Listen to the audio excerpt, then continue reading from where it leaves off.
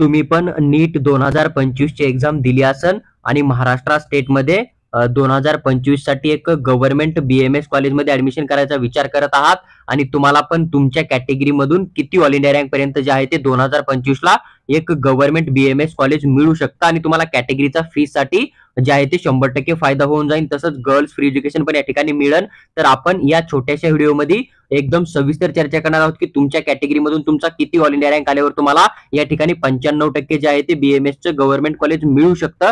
पहा, या व्हिडिओमध्ये मी जो ऑल इंडिया रँक तुमच्याबरोबर शेअर करत आहे ना, तो ऑल इंडिया रँक जो आहे तो एक्सपेक्टेड ऑल इंडिया रँक आहे. त्यामुळे हा कट ऑफ जो आहे तो ऑल इंडिया रँक नुसार कमी पण जाऊ शकतो. त्याची दोन कारण आहेत. एक, जे तुमच्यापेक्षा जास्त ऑल इंडिया रँक वाले विद्यार्थी असतील त्यांनी जर बीएमएस जॉईन न करता डायरेक्ट ड्रॉप करून पुढच्या वर्षी एक्झाम दिली एमबीबीएस ला ऍडमिशन करण्यासाठी, तर हा कट ऑफ अजून पण कमी जाऊ शकतो. किंवा मग लास्ट इयर कसं होतं, एका ऑल इंडिया रँकवर 6 किंवा 4 विद्यार्थी होते, तसं यावर्षी एका ऑल इंडिया रँकवर एकच विद्यार्थी आहे. त्याच्यामुळे त्या तुलनेत पण हा कट ऑफ जो आहे तो थोडासा कमी जाऊ शकतो. किंवा एक अहिल्यानगरचं गव्हर्नमेंट एमबीबीएस कॉलेज येणार आहे, ते कॉलेज ऍड झालं, किंवा अजून एखादं कॉलेज जर एमबीबीएसचं ऍड झालं किंवा गव्हर्नमेंट बीडीएसचं, तर त्या कंडिशन मध्ये बीएमएसचा कट ऑफ अजून पण थोडा बहुत जे आहे ते कमी होताना आपल्याला दिसून येऊ शकतो. त्यामुळे मी जो ऑल इंडिया रँक शेअर करत आहे कॅटेगरीनुसार, तो फक्त एक्सपेक्टेड स्कोर आहे. तुमचा यापेक्षा कमी जरी स्कोर येत असेल तरी तुम्ही काउन्सिलिंग मध्ये पार्टिसिपेट करा किंवा क्वालिफाय जरी केलं असेल नीट एक्झाम तरी काउन्सिलिंग मध्ये भाग घ्या आणि शेवटपर्यंत जे आहे ते राऊंड नुसार चॉईस फिलिंग करून ट्राय करत राहा, जेणेकरून की जरी कमी कट ऑफ गेला तरी तुमचं कुठल्याही प्रकारे नुकसान होणार नाही.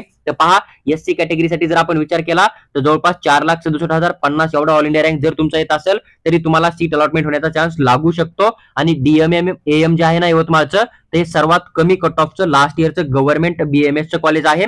पण हे कॉलेज जे आहे ते यावर्षी चेंज पण होऊ शकतं, किंवा यावर्षी जो विद्यार्थी चॉईस फिलिंग करणार आहे ना त्याचं जरी फेवरेट कॉलेज बनलं तर या कॉलेजचा कट ऑफ याच्यापेक्षा हाय पण जाऊ शकतो. पण एक ऑल ओव्हर तुम्हाला कोणतं ना कोणतं गव्हर्नमेंट कॉलेज जे आहे ते या ठिकाणी मिळू शकतं. आणि लास्ट इयर जे कमी कट ऑफचं कॉलेज होतं ते तुम्हाला यवतमाळचं कॉलेज या ठिकाणी बघायला भेटेल. त्यानंतर जर आपण एसटी कॅटेगरीचा विचार केला तर जवळपास 6,77,397 एवढा तुमचा ऑल इंडिया रँक येत असेल तरी तुम्हाला या ठिकाणी अलॉटमेंट होऊ शकतं. आणि गव्हर्नमेंट आयुर्वेदिक कॉलेज धाराशिव जे आहे ते सर्वात कमी कट ऑफचं मेडिकल कॉलेज तुम्हाला बघायला भेटेल एसटी कॅटेगरी मधून. त्याच्यानंतर जर समजा आपण पुढच्या कॅटेगरीचा विचार केला तर या ठिकाणी आपल्याला आपली फीजे कॅटेगरी बघायला भेटते. फीजे कॅटेगरी मधून जवळपास 2,73,982 एवढ्या ऑल इंडिया रँक पर्यंत तुम्हाला अलॉटमेंट होऊ शकतं. आणि मागील वर्षी जे आहे ते एएमपी नाशिक हे कॉलेज जे आहे ते सर्वात कमी कट ऑफ अलॉटमेंट झालेलं या ठिकाणी दिसून येतं. एनटीबी कॅटेगरीचा जर आपण विचार केला तर जवळपास 4,42,539 एवढा ऑल इंडिया रँक जो आहे तो तुम्ही एक्सपेक्टेड घेऊन चलू शकता. डीएमएम एएम यवतमाळ जे आहे ना ते तुम्ही या ठिकाणी जे आहे ते एक लास्ट इयरचं सर्वात कमी कट ऑफचं कॉलेज आपल्याला दिसून येईल एनटीबी कॅटेगरीसाठी. त्याच्यानंतर जर आपण पुढच्या कॅटेगरीचा विचार केला समजा एनटीसी कॅटेगरीचा, तर एनटीसी कॅटेगरी मधून जवळपास 4,48,676 एवढे ऑल इंडिया रँक जे आहे ते बीएमएसचं गव्हर्नमेंट कॉलेज अलॉटमेंट झालेलं होतं. आणि यावर्षी पण हा रँक जो आहे तो तुम्हाला एक्सपेक्टेड रँक घेऊन चालणार आहे. आणि व्हीएम अमरावती जे आहे ना हे मागील वर्षाचं सर्वात कमी कट ऑफचं कॉलेज तुम्हाला एनटीसी कॅटेगरीसाठी दिसून येईल. त्याच्यानंतर जर आपण एनटीडी कॅटेगरीचा विचार केला तर जवळपास 4,76,463 एवढे ऑल इंडिया रँक जे आहे ते तुम्हाला एक बीएमएसचं गव्हर्नमेंट कॉलेज मिळू शकतं. आणि एससीएम सातारा जे आहे ना ते या ठिकाणी अलॉटमेंट झालेलं कॉलेज तुम्हाला सर्वात कमी कट ऑफचं बघायला भेटेल. पहा, बरेच मुलं असे असतात ज्यांना की एक नॉर्मल साताऱ्याचं किंवा मग धुळेचं किंवा यवतमाळचं गव्हर्नमेंट बीएमएस मिळतं, पण त्यांना पुणे किंवा मुंबईमध्ये ऍडमिशन करणं असतं. म्हणून ते काय करताय, गव्हर्नमेंट कॉलेज सोडून एक चांगलं प्रायव्हेट कॉलेज किंवा मग चांगल्या सिटीतलं किंवा मोठ्या सिटीमधलं एक नॉर्मल समजा मीडियम टाईपचं कॉलेज जे असतं ना तर तिथं पण ऍडमिशन घेतात, कारण त्यांना मोठ्या सिटीमध्ये जायचं असतं म्हणून. त्याच्यानंतर जर आपण पुढच्या कॅटेगरीचा विचार केला तर आपली पुढची जी कॅटेगरी आहे ती एसीबीसी कॅटेगरी आहे. आणि एसीबीसी कॅटेगरी मधून जवळपास 4,81,419 एवढा ऑल इंडिया रँक जो आहे तो तुम्ही एक्सपेक्टेड घेऊन चलू शकतात. आणि या कॅटेगरीला आर्य पोदार मुंबईचं कॉलेज अलॉटमेंट झालं, पण यावेळी जे आहे ते आर्य पोदारचा कट ऑफ एवढा कमी जाणार नाही. या विद्यार्थी थोडी चांगली लक होती म्हणून त्या एखाद्या व्हॅकंट राहिला आणि या विद्यार्थ्याला जे आहे ते स्टेट मधून लास्टला स्टे वॅकन्सी 2 ला किंवा स्टे वॅकन्सी 3 ला सीट अलॉटमेंट झालं होतं. पण यावर्षी आर्य पोदारचा सर्वात कमी कट ऑफ जो आहे तो एसीबीसी कॅटेगरीसाठी जाणार नाही. त्याच्या जागेवर तुम्हाला जे आहे ते दुसरं कॉलेज या ठिकाणी बघायला दिसू शकतं.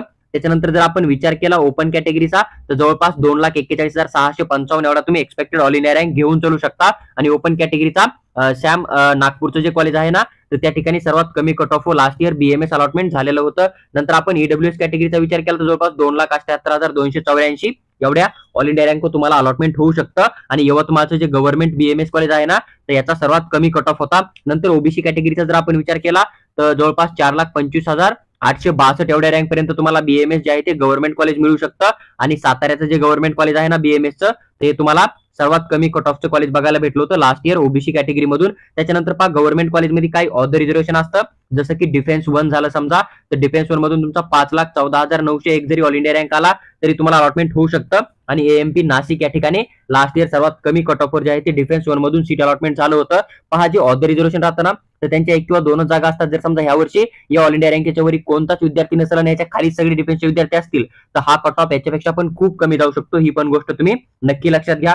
नंतर आपण जर डिफेन्स 2 चा विचार केला तर जवळपास 8,78,949 एवढ्या ऑल इंडिया रँक अलॉटमेंट झालं. आणि अकोल्याचं जे कॉलेज आहे ना, ते हे कॉलेज तुम्हाला सर्वात कमी कट ऑफचं बीएमएस कॉलेज बघायला भेटलं होतं डिफेन्स 2 मधून. नंतर आपण डिफेन्स 3 चा जर विचार केला तर 7,539 एवढ्या ऑल इंडिया रँक पर्यंत अलॉटमेंट झालं. आणि गव्हर्नमेंट आयुर्वेदिक कॉलेज नागपूरचं आपल्याला डिफेन्स 3 साठी लास्ट इयरचं सर्वात कमी कट ऑफचं कॉलेज या ठिकाणी बघायला भेटलं होतं. नंतर जर आपण फिजिकल हँडिकॅप मधून विचार केला तर हा कट ऑफ तुम्ही या ठिकाणी थोडा इग्नोर करू शकता. फिजिकल हँडिकॅप मधून तुम्ही नीट एक्झाम 2025 ची क्वालिफाय जरी केली ना, तरी तुम्हाला राज्यामध्ये चांगलं गव्हर्नमेंटचं एमबीबीएसचं कॉलेज खात्रीशीर आणि 100% मिळून जातं. त्याच्यानंतर जर आपण विचार केला की जर तुम्ही महाराष्ट्र कर्नाटक बॉर्डरवरून येत आहात तर तुम्हाला किती रँक सीट अलॉटमेंट होऊ शकतं.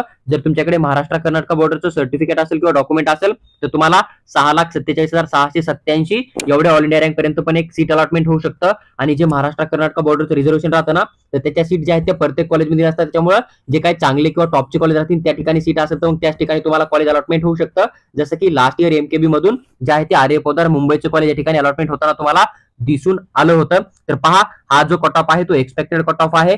एवढा जर तुमचा रँक आला आणि तुम्ही फक्त गव्हर्नमेंट बीएमएस कॉलेज टाकून जर स्टे वॅकन्सी 2 पर्यंत काउन्सिलिंग केली तर तुम्हाला 100% जे आहे ते एक गव्हर्नमेंट बीएमएस कॉलेजमध्ये अलॉटमेंट होऊन जाईल. पण तुम्ही काउन्सिलिंगचा रूल ब्रेक केला किंवा फर्स्ट सेकंड राऊंडला जर बीएचएमएस किंवा मग बीएमएसचं प्रायव्हेट कॉलेज जर टाकला आणि ते तुम्हाला भेटलं तर तुम्ही कुठल्याही प्रकारे पुढच्या काउन्सिलिंगसाठी एलिजिबल राहत नाही. मग त्या ठिकाणी तुम्हाला बीएमएसचं गव्हर्नमेंट कॉलेज मिळणार नाही. ही गोष्ट पण तुम्ही लक्षात घेऊ शकता. तुम्ही जर परफेक्ट काउन्सिलिंग केली तर तुम्हाला 100% कमी स्कोर पण जे आहे किंवा मग जेवढा ऑल इंडिया रँक मी शेअर केला एवढ्या ऑल इंडिया रँक पर्यंत तुम्हाला एक बीएमएसचं गव्हर्नमेंट कॉलेज आहे त्या ठिकाणी अलॉटमेंट होऊ शकतं.